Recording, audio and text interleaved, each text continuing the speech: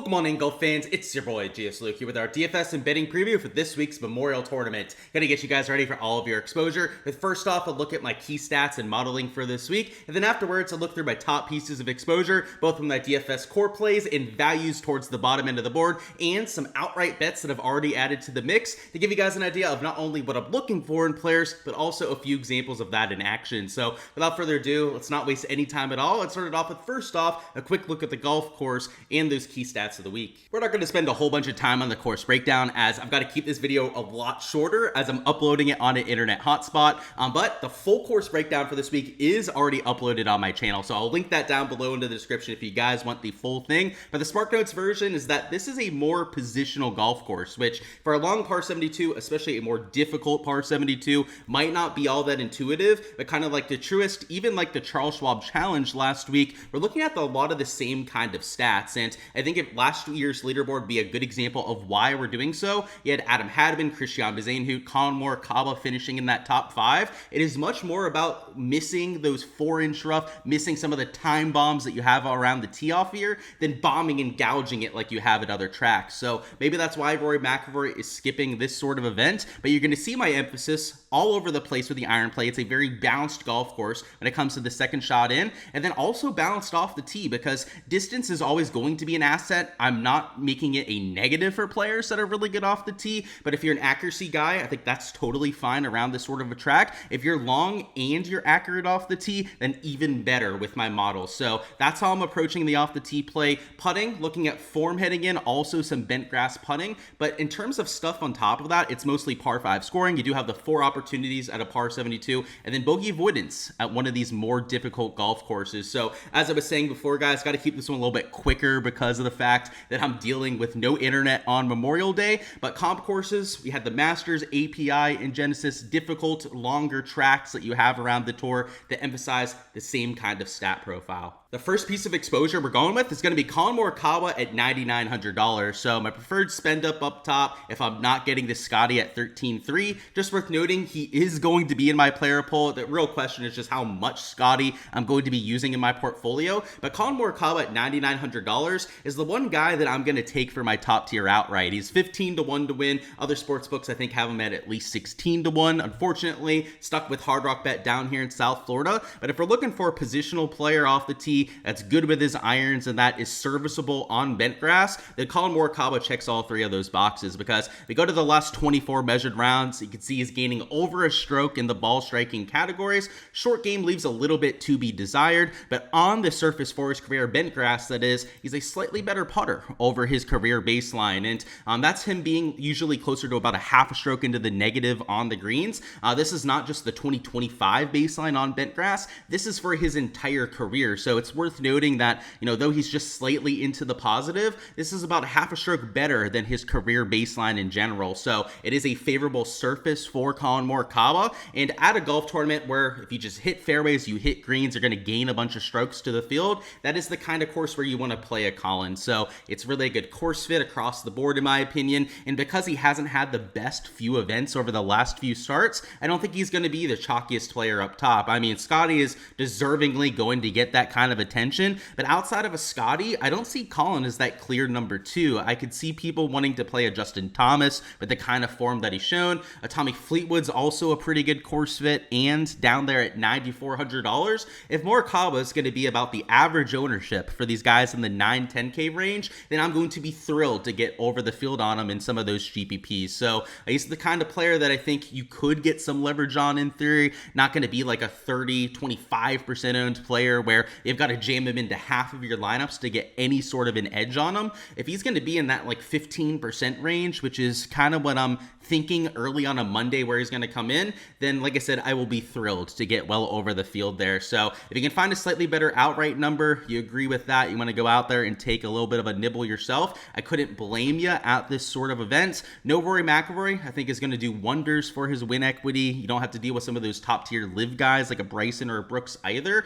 I think if Colin's going to get that first tour win in a long time, it's going to be at this sort of event where, maybe Scotty Scheffler has to struggle for him to get the job done there. But if you removed Scotty from this field and it was, the other 71 players or so that were going at it, Morikawa, in my opinion, would be getting a lot more steam than what you see for a week like this. So I'm going to take him at that 15-1 number, and in DFS, going to be one of my bigger stands towards the top end of the board. Next up, we got ourselves Sepp Straka at $8,800. I took him at 44-1 to win this golf tournament. Of course, coming in off the win at the Truist, which gives him some of the best form of anyone in the field. But this is the same kind of course. I said very positional off the tee. He's going to test you across all those different approach shots. And Sepp Straka plays well when that's the case. When you don't have to be a bomber to get the job done. Sepp Straka is normally going to make himself into the top 5, top 10 of my modeling. And this week, you can see towards the right side over here, he's number 2 across the board. And as you'd imagine, Scottie Scheffler is number 1 in every single category.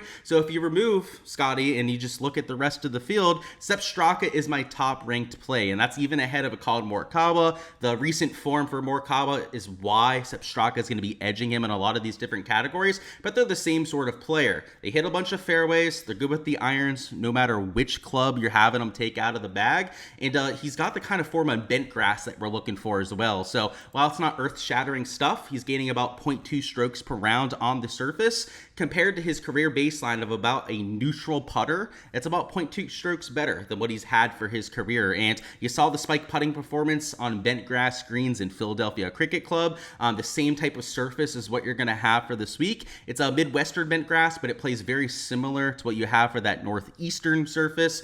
And he gained over 2 strokes per round at that golf course. So I'm not saying he's going to have the same kind of spike putting performance, but even a half a stroke to 1 stroke into the gained on top of the kind of ball striking form that he's showing us lately, and it's going to be a big week. And you can see over the last 24 round sample size, gaining 0.1 strokes off the tee, which is, good enough. It's a more positional course, so I think he'll do better than that 0.1 strokes gained. If he's hitting his 10 to 11 fairways per round, it is going to be closer to a half a stroke, maybe even over a stroke that he's gaining to the field, with how important it is to get out of that 4-inch overseed. But look at that, 1.3 shots gained with the approach play. One of the best numbers that you have in the field. In fact, Scottie Scheffler is up there at 1.6 shots gained per round, but everyone else, like I said, he's the number 2 ranked play across the board for a reason. Sepp Straka is going to be your next best option. So he's down here in the $8,000 range. He's nearly $5,000 cheaper than a Scottie Scheffler, which obviously matters with the rest of your lineup construction.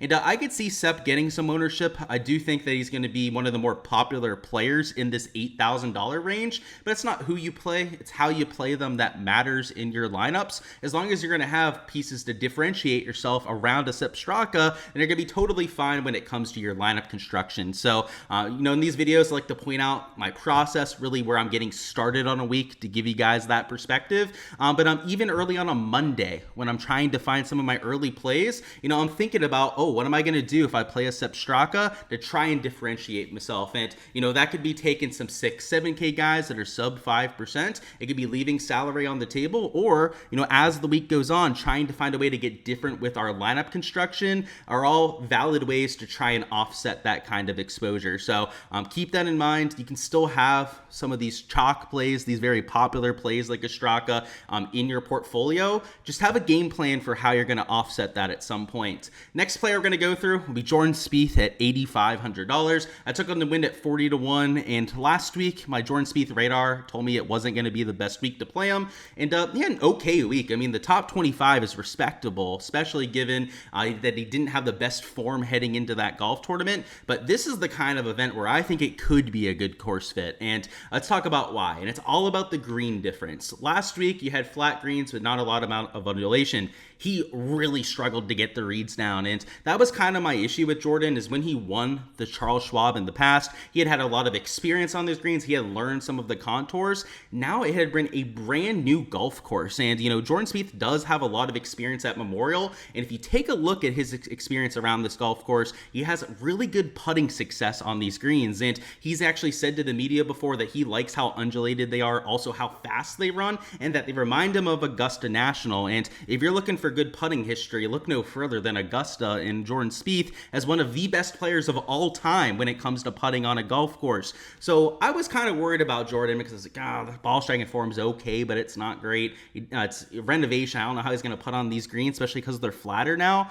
Now you get him at Memorial, a golf course that's going to be fiery. That's exactly what Jordan Spieth wants. I think he's going to fill it up on these sort of greens. And he has a track record for doing so in his career. He gains about a third of a stroke per round on bent grass greens, which they were bent grass last week. But the difference now is that it's the kind of bent grass greens that Jordan Spieth puts well on. And it's not even just the stats that back that up, but he's told us that in the media as well. So this is one of those few times where I think the narrative is actually helpful on a Jordan Spieth. At $8,500, unlike a Sepp Straka, he is not going to be the popular play here. In fact, I would say that of these 8K guys, that Jordan Spieth might be one of the lower owned players that you have in this portion of the board. And given that, especially on the sports books, he's got one of the higher win equities of any of the other guys around him, I think that's a drastic mistake. I mean, he's had a lot of success at the Memorial before, hasn't quite had all those top level finishes that I think he's due for at this kind of event. And another thing to note about Jordan Spieth is that he's driving the ball much better now than he ever has in his career.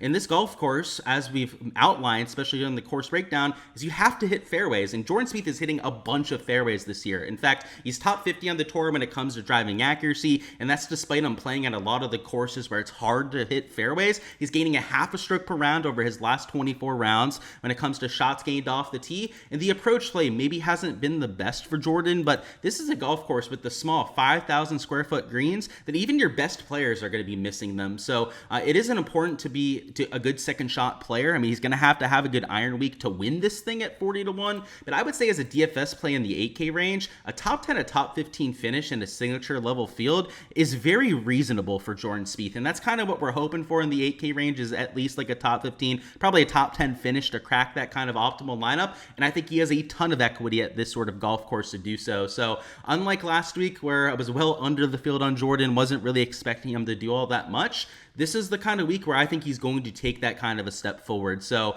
if you want a lower owned player in this 8K range, Jordan Spieth is the kind of player that I'll personally be getting to, but try and find some high pedigree players, because it's not just a Jordan Spieth that I think makes sense. There are guys like Tony Finau that maybe are in the best form that you're going to find at lower ownership. Sungjae Im, same thing. Like, I don't think he's going to be that overly popular with his form being a little bit lower, a little bit worse than some of the other guys around him. I think the spot to just take a shot on a guy that's a long-term really good player is this $8,000 range. The $9,000 range, it's more of guys that are in form and playing well, hence why they're priced up a little bit.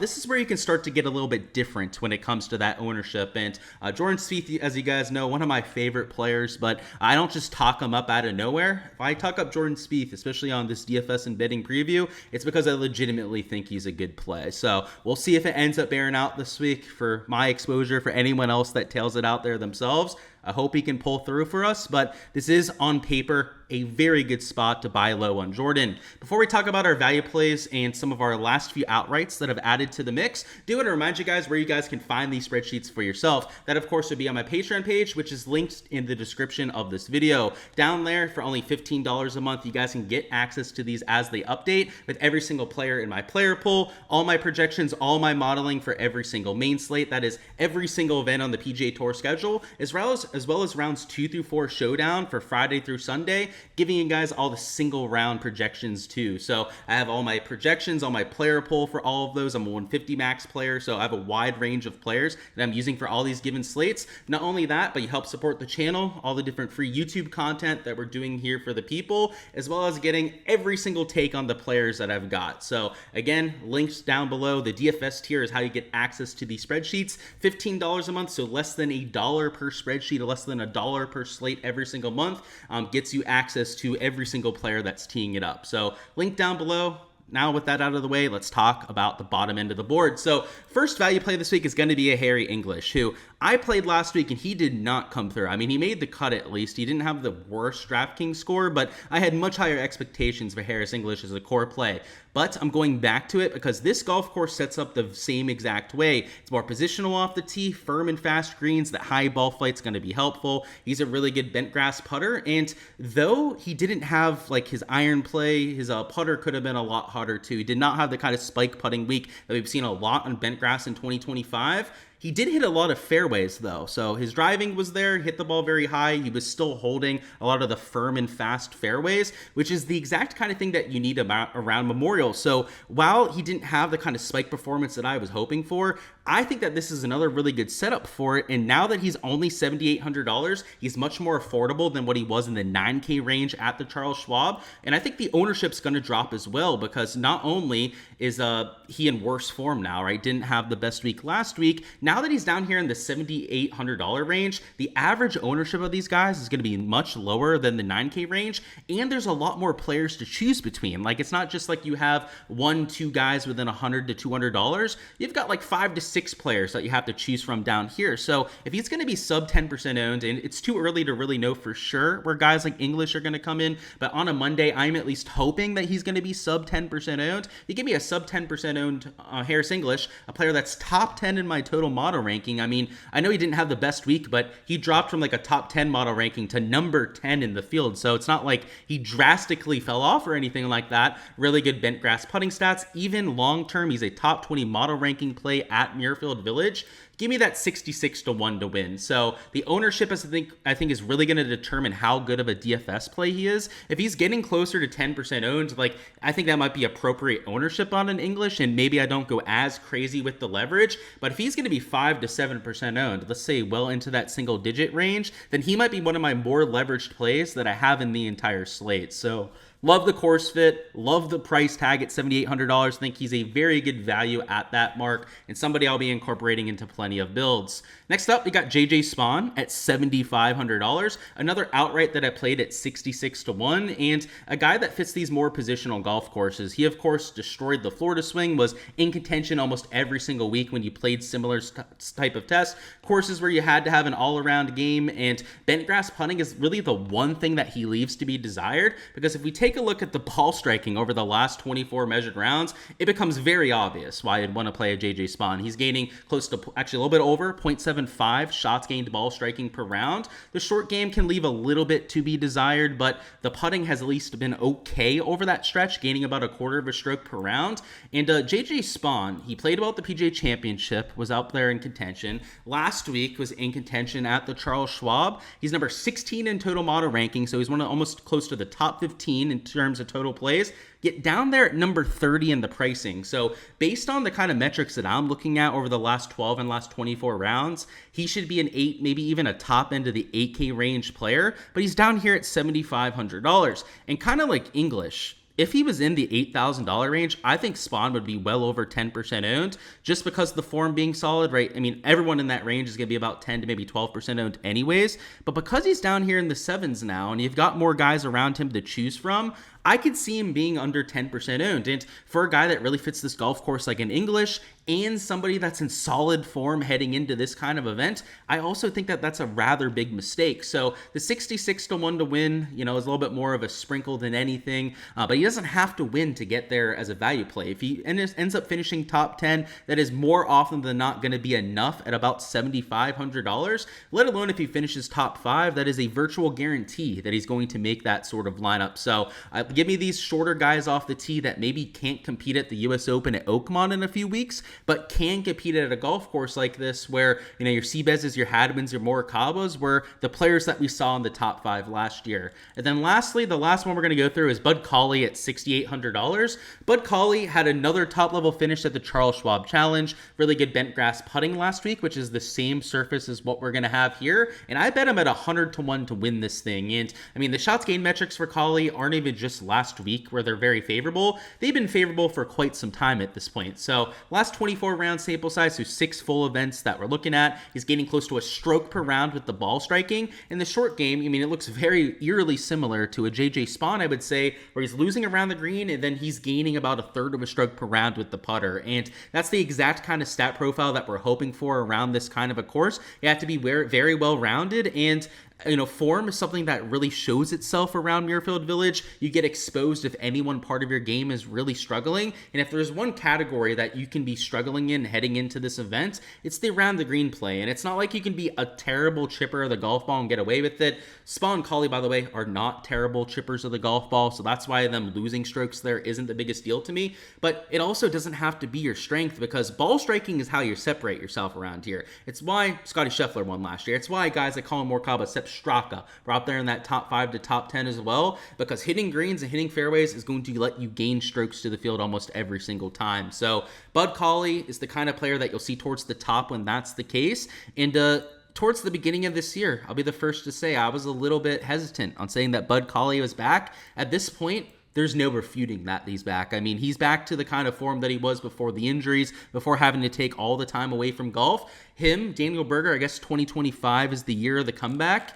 I guess Jordan Spieth winning this week would just be another example of that happening. So let's see what happens with our exposure, but 5-6 plays that I really like and I'm adding to my exposure. Alrighty guys, that is all I've got for the betting and DFS preview. Smash that like button if you guys haven't already, and also subscribe to the channel so you guys don't miss any of the content to come. For a chance to earn a free month on my Patreon page, also go ahead and comment down below who you've got winning this golf tournament for a chance to earn that free month access. And as long as they are at least 25 to 1 to win this event, you will win that free month access to the Patreon. So go ahead, claim your player down below before anyone else takes them from you, because it'll be on a first come, first serve basis. So the first person to guess that player that's at least 25 to 1 to win will get the access to the Patreon, which on there, of course, is where you can find all the spreadsheets that I'm posting for these events, the main slate sheet with all my projections and player pool, as well as all the underdog and price picks prop stuff that I'm entering as the week goes on as well. So for a chance to earn that, just give me that winner down below in the comments. Best of luck with all the exposure, all the different lineups that you're entering there on Draftkings. I hope to see a lot of your names towards the top end of those GPPs. Happy Memorial Day as well, and I hope to see you guys on the live streams on Wednesday, which at 7 p.m. Eastern time will be live on the Ship It Nation YouTube channel, going through all the usual stuff there before lock, as well as with the prop live stream at 8 p.m. Eastern time on my YouTube channel on Wednesday. We're going through all the underdog and prize pick stuff for round number 1. So subscribe for that so you guys don't miss any of that when we're live later this week, as well as all the showdown and prop stuff for rounds 2 through 4. But that's all I've got. I appreciate your support in the channel as per usual. I'll catch you guys later this week.